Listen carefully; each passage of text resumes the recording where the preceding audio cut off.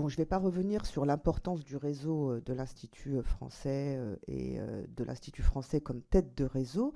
Il y a une réalité budgétaire qui est inquiétante et je crois qu'on ne peut pas passer à côté, avec une baisse de 6% de la subvention allouée par le ministère de l'Europe et des Affaires étrangères, c'est une coupe de 1,7 million d'euros, et puis une réduction supplémentaire globale de 10% du programme diplomatie culturelle et influence.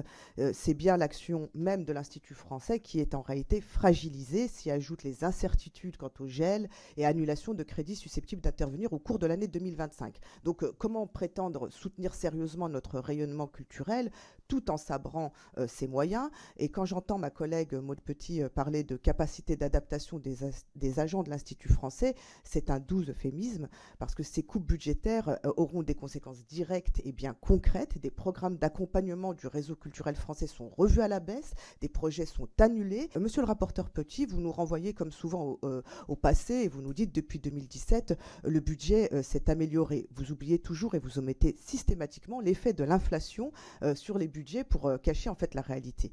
Donc c'est un sujet. Enfin, la réalité, c'est que la baisse de la subvention contredit en quelque sorte le projet de contrat d'objectif, parce que s'il n'est pas formellement adossé à une trajectoire de moyens, à l'image d'un COM, il a néanmoins été construit sur une hypothèse du maintien de la subvention du ministère des Affaires étrangères à niveau constant. Bon, sur l'aspect stratégique, on peut questionner aussi les trois grandes zones géographiques, Afrique, Europe et une prétendue région Indo-Pacifique. Donc nous, on s'oppose à ce terme à la France insoumise. On préfère parler d'Asie-Pacifique. Je crois qu'il ne faut pas jouer sur les tensions géopolitiques dans ce domaine.